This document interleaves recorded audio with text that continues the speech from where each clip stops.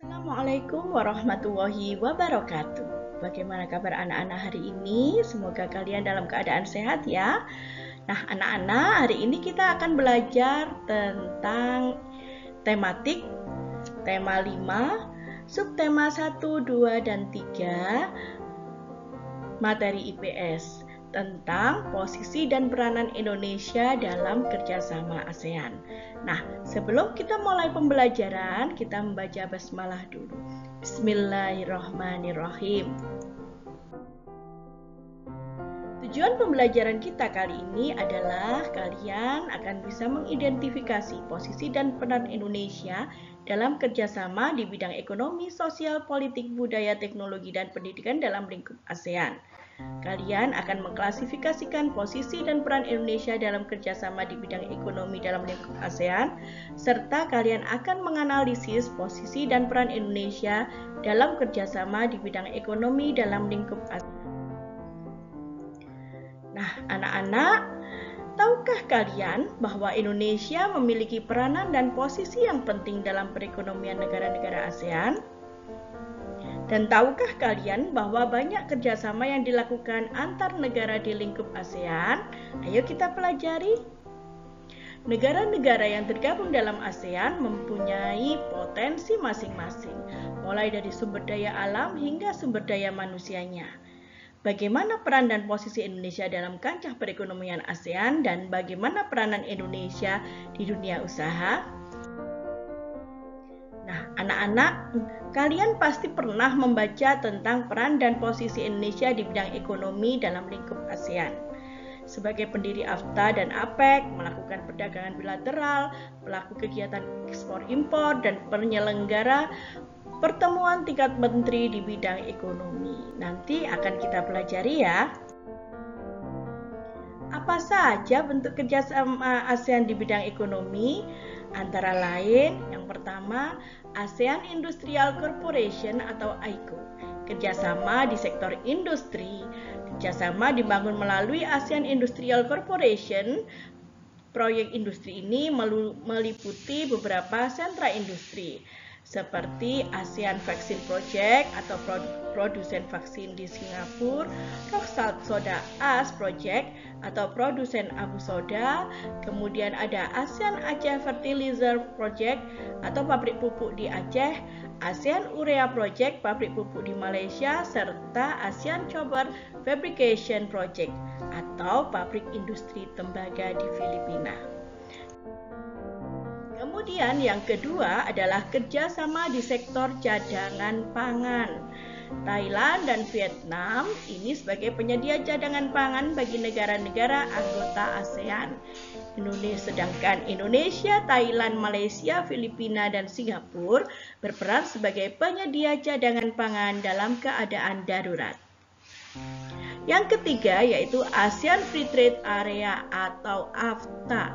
Nah, kerjasama ekonomi ini melalui kawasan perdagangan bebas atau kawasan perdagangan bebas ASEAN, memberikan fasilitas khusus di sektor produksi lokal.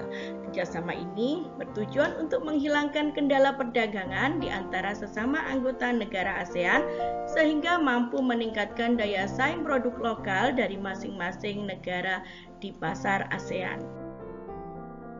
Sedangkan yang keempat yaitu ASEAN Economic Community atau AEC. Kalau dalam bahasa Indonesia disebut dengan Masyarakat Ekonomi ASEAN atau MEA. MEA ini merupakan pasar tunggal ASEAN yang memungkinkan transportasi barang, modal, dan tenaga kerja di antara negara ASEAN. Tujuannya meningkatkan stabilitas dan daya saing ekonomi. Kemudian yang kelima, kerjasama di bidang ekonomi pariwisata. Pariwisata ini menjadi penopang ekonomi terbesar bagi Indonesia maupun bagi beberapa negara ASEAN lainnya. Tujuannya untuk memajukan budaya dari tiap masing-masing. Nah, anak-anak, kemudian kerjasama ekonomi lainnya yaitu dibentuknya pusat promosi ASEAN. Pembukaan pusat promosi dilakukan di Jepang, mempromosikan beberapa sektor strategis seperti perdagangan, pariwisata, dan investasi. Tujuannya membantu meningkatkan kegiatan ekspor negara ASEAN ke Jepang, serta menumbuhkan daya tarik investor Jepang yang ingin berinvestasi ke negara-negara ASEAN. Yang ketujuh, pasti kalian tahu, yaitu tentang Southeast Asian Games atau SEA Games. Tujuannya mempererat kerjasama, pemahaman, dan hubungan antar negara di kawasan ASEAN. Dengan adanya SEA Games, otomatis pertumbuhan ekonomi juga akan meningkat dengan dibangunnya sarana-prasarana yang menggunakan tenaga kerja besar-besaran, serta dibangunnya hotel-hotel, dan meningkatnya pembelian sentra kerajinan rakyat yang dibeli sebagai oleh-oleh. Nah, anak-anak, bagaimana sih peranan dan posisi Indonesia dalam kancah perekonomian ASEAN? Ternyata Indonesia memiliki peranan yang penting, yaitu pelopor dan pendiri AFTA. Kemudian sebagai markas Komite Pangan Pertanian dan Kehutanan ASEAN, sebagai pernah menjadi 4 kali sebagai tuan rumah SEA Games, kemudian penyelenggara pertemuan tingkat Menteri Bidang Ekonomi, serta pelaku kegiatan ekspor, impor, dan perdagangan bilateral. Ekspor impor. Nah, suatu negara tidak mungkin mampu menjalankan perekonomian dalam negeri tanpa bantuan dari negara lain. Pasti kalian tahu itu. Karena manusia adalah makhluk sosial. Oleh karena itu, negara di dunia melakukan kerjasama dalam bidang ekonomi. Salah satunya melalui kegiatan ekspor-impor. Ekspor itu apa sih? Nah, ekspor ini adalah kegiatan menjual barang atau jasa ke luar negeri. Orang atau lembaga yang melakukan ekspor disebut eksportir. Aktivitas ekspor biasanya terjadi jika suatu negara sudah mampu memproduksi barang atau jasa yang jumlahnya besar dan kebutuhan dalam negara itu sudah tercukupi. Impor adalah aktivitas memasukkan barang atau produk lain dari luar negeri yang kemudian dipasarkan dalam negeri. Orang atau lembaga yang melakukan impor disebut dengan importir. Sedangkan barang yang diperdagangkan dalam ekspor impor disebut dengan komoditas. Komoditas ekspor di Indonesia dibagi dua, yaitu komoditas utama dan komoditas potensial. Kalian bisa membacanya di sini ya. Nah, komoditas impor ini juga Indonesia mengimpor berbagai macam komoditas atau barang dari berbagai negara. Contohnya bisa kalian baca. Nah, anak-anak, sekarang kita akan belajar tentang masyarakat ekonomi ASEAN atau MEA.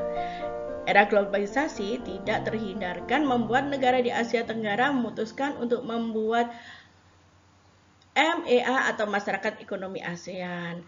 MEA ini berpengaruh terhadap pertumbuhan dan perkembangan tiap negara di ASEAN, terlebih di tengah masa pandemi COVID. Nah, otomatis semua negara memegang komitmen dan mengimplementasikan prioritas tahun MEA 2025. Tujuan MEA antara lain membantu pertumbuhan perekonomian negara ASEAN agar tiap negara memiliki perekonomian yang sehat, stabil, makmur, dan berdaya saing. Nah, ada beberapa pengaruh MEA. Nah, dengan pengaruh MEA ini, otomatis Indonesia mempersiapkan langkah-langkah untuk menghadapinya.